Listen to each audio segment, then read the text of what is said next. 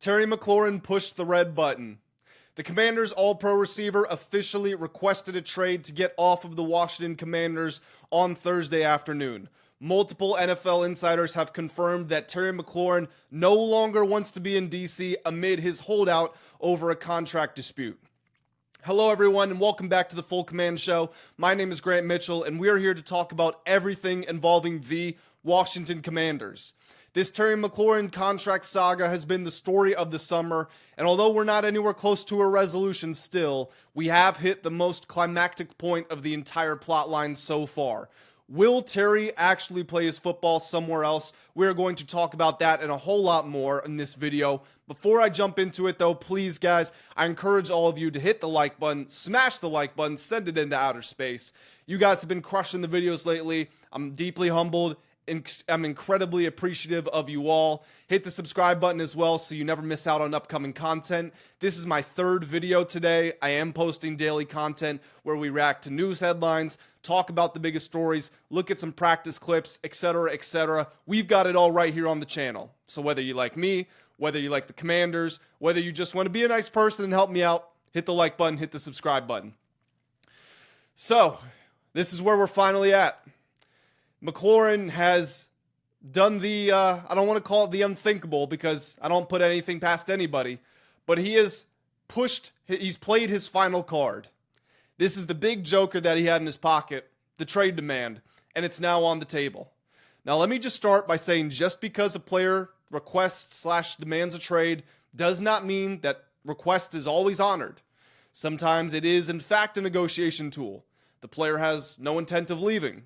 Lamar Jackson wanted to get off the Baltimore Ravens. Let's not forget about that.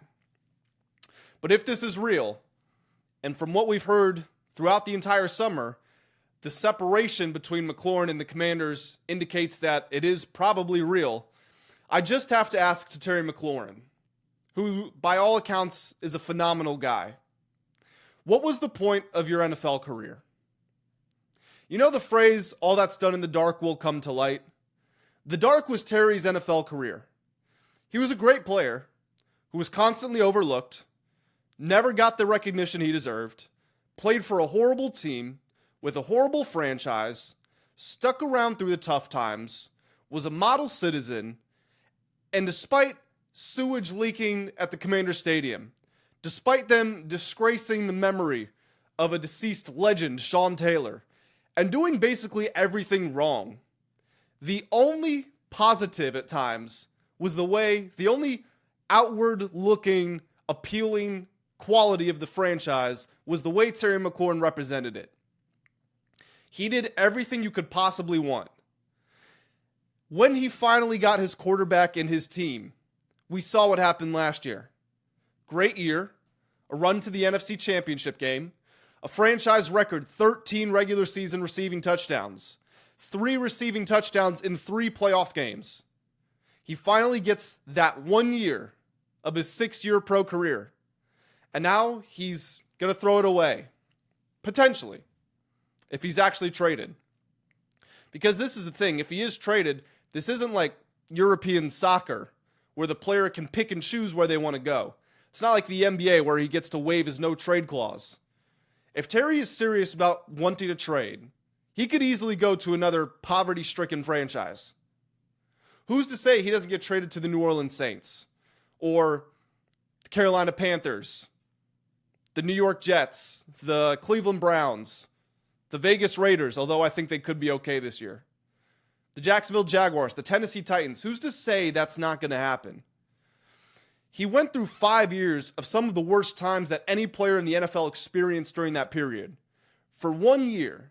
And now that he's finally in a position to compete for Super Bowls, in his age 30 season, he's going to throw that away to demand a trade to go to a team for an extra $3 to $4 million a year. $3 to $4 million, it's a lot of money. Don't get me wrong. I don't have $3 or $4 million. If I did, might not be making these YouTube videos. But Terry, what are his career earnings? Terry so far has earned $56.5 million. Even next year, he's acting as if he's not getting paid next year. He's still going to make about $18 million next year. That number was higher, but he's earned himself some fines, and he's not going to be able to get the full value of his contract. So he would be walking away with what, $75 million before this extension? If he's able to come to terms with, let's just lowball him. Let's just say $25 million for 3 years. Well, that's $75 million. That's $150 million in career earnings. At the end of the day, when he walks away from the sport, if he says, I have 150 million career earnings versus I have 170 million career earnings, but you had a Super Bowl ring with the 150, or you at least only wore one helmet for your entire career, does that not outweigh? $20 million is a crap ton of money. Again, I know. And I've never had $150 million, so I don't know the difference between that and 170. I don't know how to feel that impact. But come on, Terry. That's all I got to say here. Everything I know about Terry McLaurin from observing him during his service to the Commanders, it's not what I've seen throughout this entire offseason. I think, and I heard Logan Paulson say this on the Take Command podcast with Craig Hoffman. Great show. You guys should check it out. I heard Logan Paulson say that he thinks Terry's getting bad advice from his agent. I fully agree. That's something that I've been thinking for a couple of weeks now. Because I don't understand, why is Terry going out to the practice field after camp every day to walk around in the same exact outfit with his agent right by his side and not do anything else? Signs autographs, cool. That's a nice PR stunt, Terry. I don't know who's advising him to do this. I'm not even going to speculate. I just know that he's had some personal changes lately. His agent, that Terry's his biggest client by a wide shot. Is this some sort of statement? What's the game plan? What's the purpose of going to practice every day, coming out after camp ends, walking around, parading your agent around as if to say, like, hey, don't forget about me. I still want a contract. I'm right here, guys. Look at me. And then when he walks back into the facility and he's surrounded by media members who are asking him very poignant questions, all he says is, I'm taking it day by day. Some variation of that, no matter what the question is. What are you really trying to accomplish here? Are you trying to be honest and genuine? Because if you were, then you would talk to the media. Are you giving the Commanders a fair offer? Because if you were, I think compromise would be possible. If you said, hey guys, I'll take $30 million. I believe Adam Peters doesn't want to go that high. I believe he wants to hold at 26 to 27. But maybe Adam Peters says, you know what? 29, 30, we can do that. I'm willing to agree. Does McLaurin really think, let's go back to Adam Schefter's report on Pat McAfee, that he wants significantly more than what DK Metcalf is getting. And yes, DK and Terry were part of the same draft class, and DK just signed this deal. And Terry is a better player than DK Metcalf. All of that is true. When the Cleveland Browns signed Deshaun Watson to that ludicrous deal, that did not give the rest of the league license to overpay for quarterbacks. Normally, as soon as one quarterback resets the market, then another, then another, then another, then another. That's not what happened. It took years for people to pass that Deshaun contract because it was so wildly inflated. This DK deal is absurd. He has the fourth highest average annual value contract of any receiver in the NFL. The only players above him are Jamar Chase, Justin Jefferson, and CeeDee Lamb. And Terry wants to be ahead of DK. So a soon-to-be 30-year-old receiver, a guy who will be 30 in the first month of the NFL season, wants to get paid as much as Jefferson, who's 26, Jamar, who's 25, CeeDee, who I think is 25. All of whom are significantly better than him. I still love Terry. This is not me taking shots at him. Terry, if I were to rank receivers in the NFL, I would probably put Terry 10th, 11th. Those are top 5 guys. He doesn't deserve that type of money. Neither does DK Metcalf. That's not the Commanders' problem. And DK's 28. 27, 28. Terry's going to be 30 in the first month of the season. I don't get what the point of any of this is. Let me make my stance clear. I am never going to fault an athlete for trying to get as much compensation as they possibly can. Not only is this what he does for a living, and he deserves to be paid handsomely for it, but he's putting his literal body on the line. We don't like to think about the long-term effects of what happens when an NFL player is 50, 60 years old.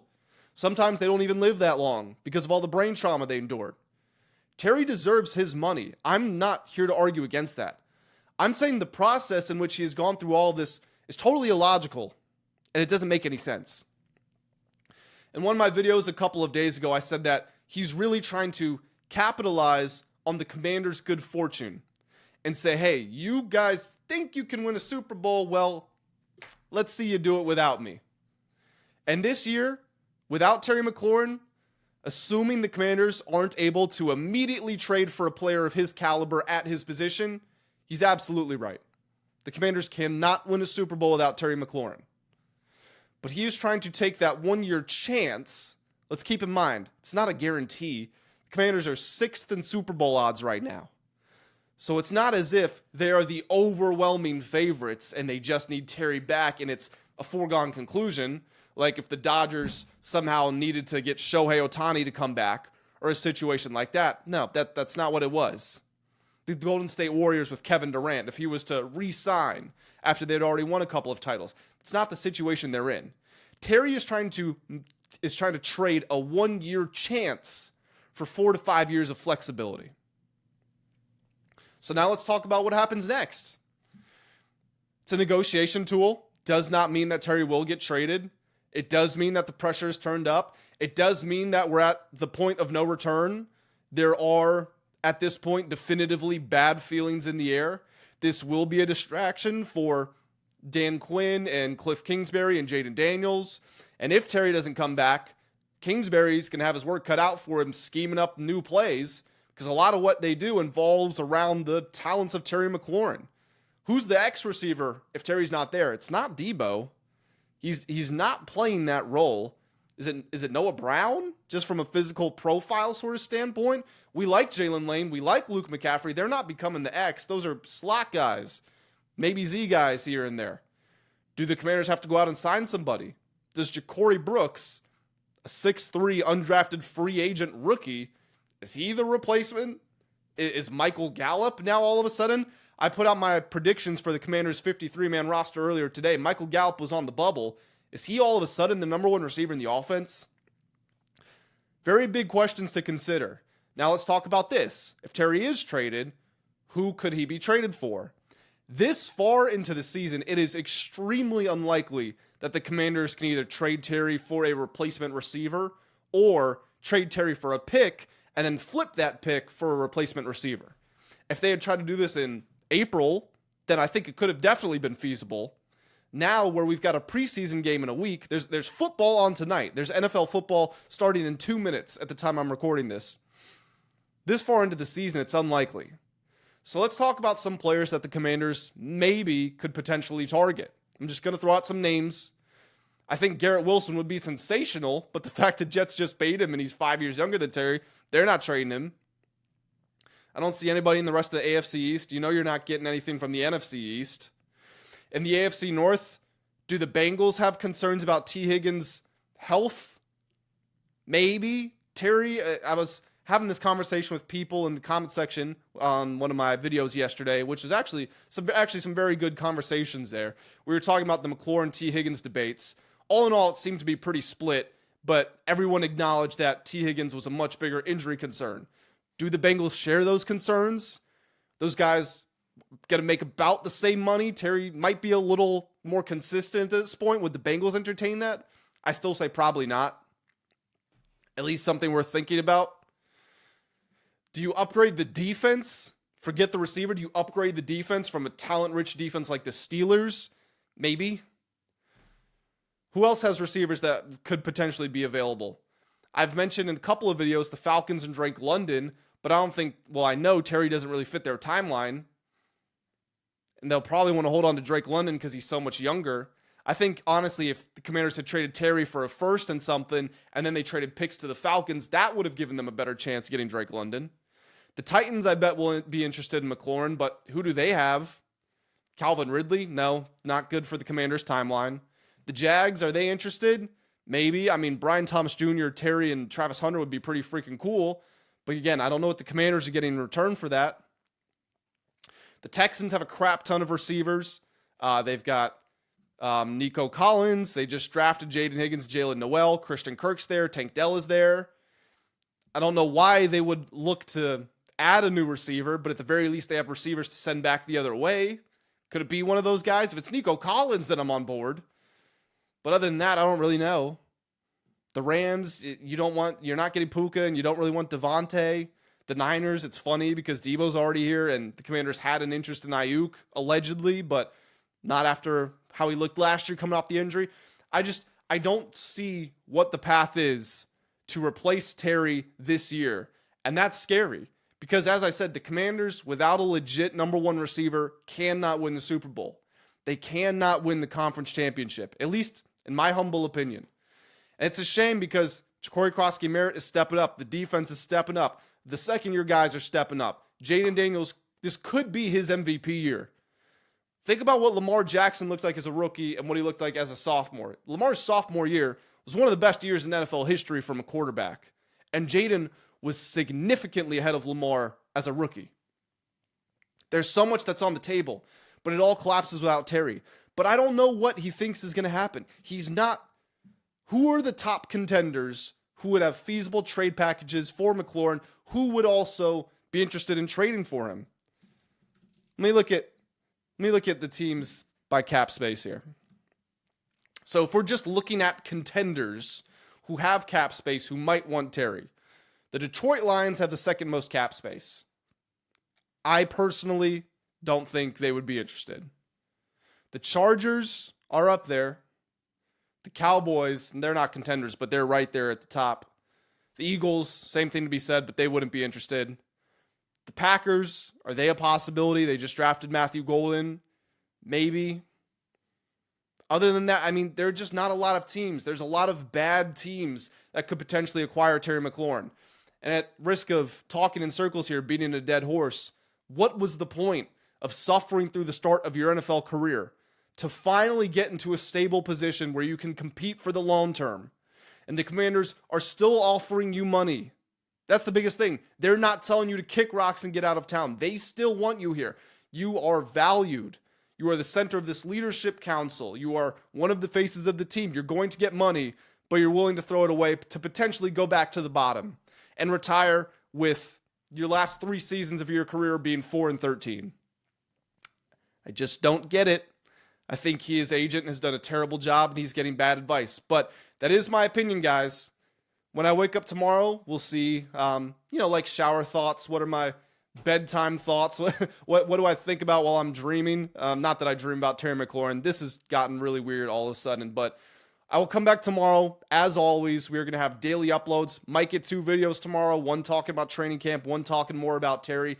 We'll see what happens, but guys, if you want to be involved in everything, or if you want to be in the loop on everything that goes on in this situation, please hit the subscribe button so you never miss out on any of my future uploads. Hit the like button if you did enjoy this, and go to the comment section. Big thing here. This is a community. Your voice, just as important as mine, just as important as the next guys, just as important as the next girls. Go to the comment section. Let me know how you handle this Terry situation. Do you say, fine, we're not interested anymore? What player would you want to trade?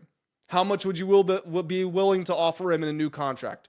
Whatever your thoughts are, go to the comment section. I will try to respond to as many as I possibly can. But as always, guys, take care. I'll see you in the next one. Have a great day.